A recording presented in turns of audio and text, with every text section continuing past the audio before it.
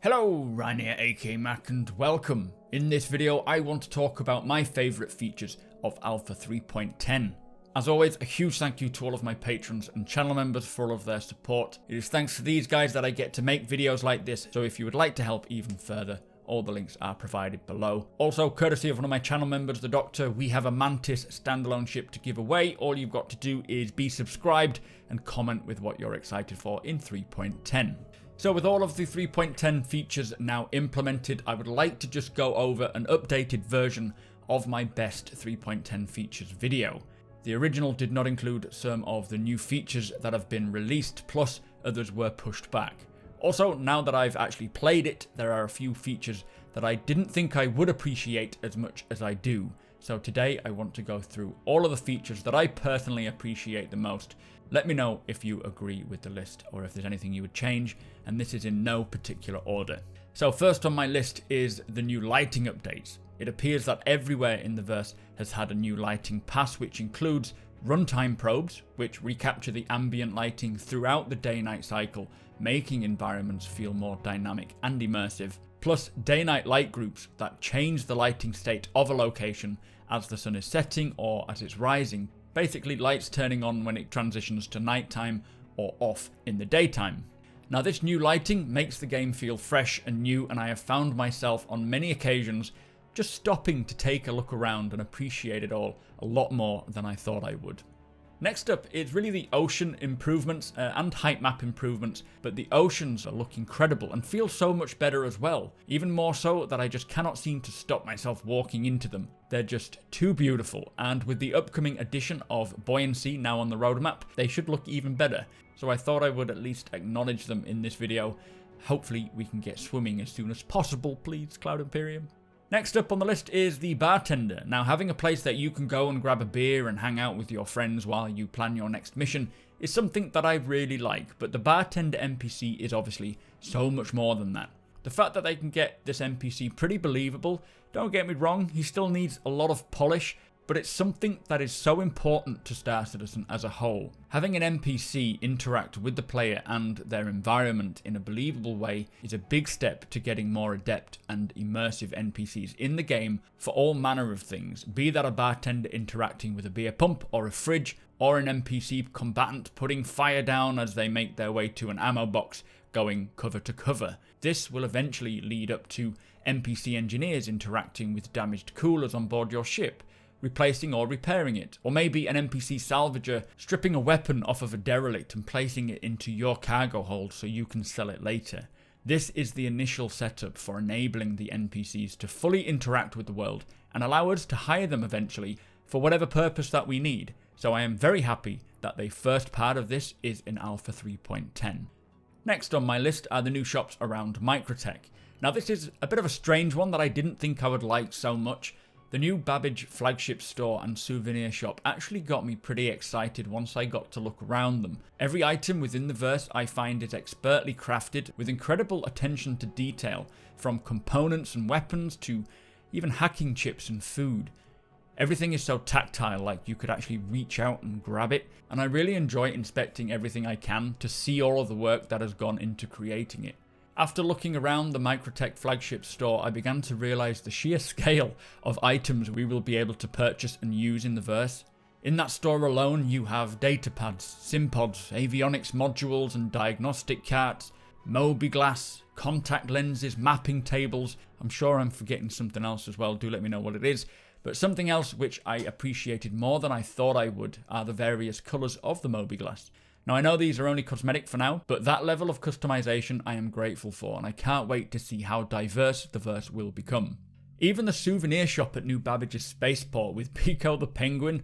Now, I know many people are confused as to why they spent time creating a cuddly toy with so much work left to be completed on the game, but one day there will be many systems to travel to and explore. Finding and buying souvenirs is something that Cloud Imperium and Chris Roberts has actually mentioned they want us to do in the past. Collecting items to remind you of your past ventures and trips to places.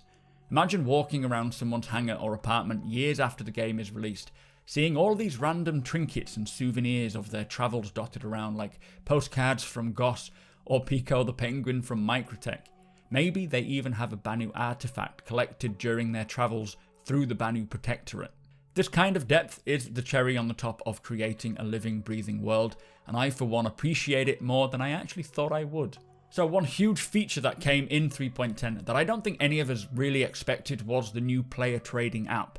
The ability to finally send anyone anywhere UEC is pretty massive. Maybe they've done a job for you, assisted while mining, or maybe you just accidentally bumped into them knocking a wing off. Well, now you can actually send UEC directly to them. I know many people are a bit bemused by the taxes, but when you realise that the addition of taxes will directly play into the overall economy of the verse, it's pretty mind-blowing. If taxes are not being paid in a particular area of the verse, then the resources in that area, like law and order and sanitation, will decrease. Crime may go up, and then NPCs will begin to move away, which will cripple the local economy. Like many things that are being introduced into the verse now, they don't often have much meaning and can seem a little irritating on the surface, but in the grand scheme of things, they are what will make this game pretty unique and all make sense eventually. Now, I've not spent a great deal of time dogfighting, but with all these new combat and targeting updates now in Alpha 3.10, I feel that it will become something that I want to focus on going forwards. The changes to ship combat are pretty significant, and so far it does seem a lot better. I won't go too deep into it, as I'd like to spend a bit more time getting to grips with how it feels and plays before I give my final verdict, but so far I am very much enjoying it. The experience feels so much more visceral, actually seeing the ship that you're fighting against and not just chasing a reticle around the screen. The UI is cleaner and easier to understand, and overall it feels more rewarding, and hopefully with a bit of tuning it can be exactly what we want. I'm hoping that it will be a system that encourages thought out tactics and teamwork rather than just firing all that you have, trying to unload your DPS first. Turret gameplay is also one of the biggest wins with this patch.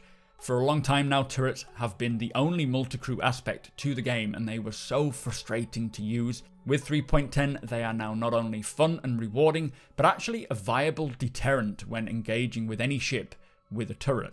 It feels now like the ship-to-ship combat is heading in the right direction, and hopefully this year it can be locked down and finalised, and I really can't wait to get back to honing my skills. So next up is the new building blocks UI tech. The ship displays have been a pain in the retro thrusters for quite a while now. They always glitch out and become unresponsive, becoming very frustrating to use. Building blocks has changed this. Now, although in 3.10 the MFD displays are visually the same, their usability has definitely improved. No longer do they become unresponsive, they actually work as intended. From here, it will be a case of implementing the manufacturer-specific designs as well as giving us more appropriate information, helping us to understand what is happening with our ships. The beauty of building blocks is that it also allows system designers to create UI they specifically need when they need it, being able to iterate and update as they go without waiting for the UI team to catch up. This reduces both the loss in translation between systems and UI designers and also saves massive amounts of time. Not to mention that the Mobiglass is getting an overhaul, and as we have already seen with the MoTrader app, having more unique apps that we will eventually be able to pick and choose, just like on our smartphones, will be possible. Things like cargo manifests or trading guild apps, and even a bounty hunters guild app, plus a whole host more. Building blocks is the back-end tech that really opens up a lot more content, and now it is here, we should see a lot more coming on the UI and gameplay front much quicker than we used to. So I decided to add body dragging to the list, as when I think about this feature further, it does get me quite excited. On the surface, it's just the ability to drag dead or unconscious bodies around, and in 3.10, there is no real gameplay functionality for this. But when you think about what gameplay this can begin to unlock, it does get quite exciting. Let's start with stealth gameplay. One day we will be able to stealth our way around an environment, avoiding enemy detection, be that a player or NPC. The ability to hide the aftermath of your wrath is going to be very important. Leaving dead bodies lying around is a sure indicator that something isn't right, so being able to hide them is a great start. Medical gameplay will also be something that uses body dragging. As a medic, if a player or an NPC is injured and you want to help them, fixing someone up in the firing line is a sure way to get you both killed, so being able to drag a downed friendly to a safer location to then patch them up is kind of a must in a game like this. We know Cloud Imperium will implement a down state in the not too distant future, probably thanks to Theatres of War for bringing that one to the forefront. And with the ability to already be able to drag bodies, this is going to fit perfectly together. Not to mention that the recent information we got that Cloud Imperium plan to focus on hospitals in main landing zones could tie in nicely with helping casualties and taking them to hospitals. One of the more important functions body dragging will work with is bounty hunting. Subduing a bounty and dragging them to your ship, I suppose, is something we can already technically do in-game, so all that's really left is to include the ability to place the said bounty into a holding cell and then transport them to prison. So yeah, body dragging on the surface may seem a little pointless right now, but it is definitely a requirement of so many features, and I am happy that it is in-game now and ready. So probably the most obvious feature, if you haven't guessed, the new flight model changes, in particular the atmospheric flight changes, are something I'm very happy about.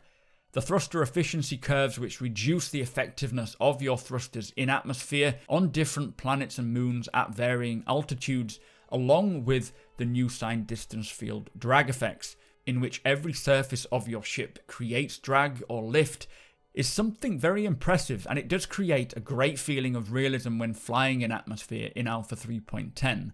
Now, the fact that if you lose a wing, an engine, or any part of your ship for that matter, it will dynamically affect the way that your ship handles and flies is exactly what I have wanted for flight for so long now. As great as it is in 3.10 though, it is by no means perfect and nowhere near finished, but it is definitely heading in the right direction. Some of the ships are in need of a bit of tweaking and tuning, which will happen for a little while now until it gets balanced. Also coming in the future will be the differences between manoeuvring, VTOL and main thrusters, and controllable surfaces. But once it is all here and balanced, atmospheric flight will feel incredible, and for 3.10 flight is definitely moving in the right direction, and I'm excited to start practicing. So the final feature that I am excited for in Alpha 3.10 that we didn't know was even coming is the Greycat ROC. Now this is a small land vehicle capable of mining and being transportable by anything with a cargo hold the size of a cutlass or bigger. Now I won't go into too much detail about the Greycat ROC as I have already done a video talking about it as much as we do know right now, and I'll definitely be doing more videos in the future when we get stats and eventually the sale. But this vehicle is a great addition to the mining lineup and delivers another facet to a system that is already well developed. It is great to see that Cloud Imperium are not just working on spaceships, and they do want to expand on not only industrial vehicles but land vehicles as well. I will most likely be purchasing one of these little miners, and we will probably do a giveaway as well when they do go on sale. But that is it for the rundown of my favourite features of Alpha 3.10. It is turning out to be a pretty significant patch with some very important updates releasing, which is why it is taking so long to move through the testing waves. Now when it does come, I hope that you will enjoy it and have fun with it, but with that said, make sure you hit subscribe for more videos like this and tick that notification bell so you know when my videos go live. Hit the like button if you're excited to start playing 3.10, and come and hang out over on twitch.tv/supermacbrothers Ryan. I stream 4 days a week and we always have a good laugh hanging out together. Thank you again to all of my patrons and channel members. I cannot do this without your guys' support, so thank you very much. Thank you for watching, and I will see you next time.